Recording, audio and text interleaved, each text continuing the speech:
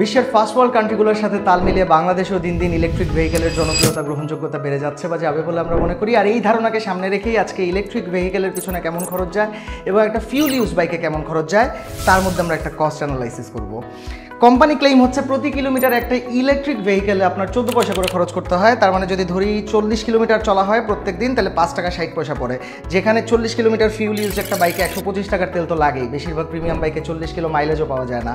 অন্যদিকে মান্থলি এক্সপেন্সে যদি এটা 30 দিনে 168 টাকা দাঁড়ায় ইলেকট্রিক ভেহিকেলে, ফিউল ইউজ বাইকে ওই খরচটা গিয়ে দাঁড়ায় 3750 টাকায়।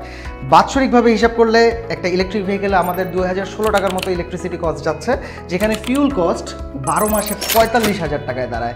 তার মানে ইলেকট্রিক ভেহিকেলের তুলনায় একটা কনভেনশনাল ফিউল ইউজ বাইকে 22 গুণ বেশি খরচ হয়। তো এই কস্ট অ্যানালাইসিসের সাথে আজকে আমাদের ভিডিও শেষ হচ্ছে। আশা করা যাচ্ছে বাংলাদেশের গ্রহণযোগ্যতা দিন দিন বাড়বে। Let's electrify our life.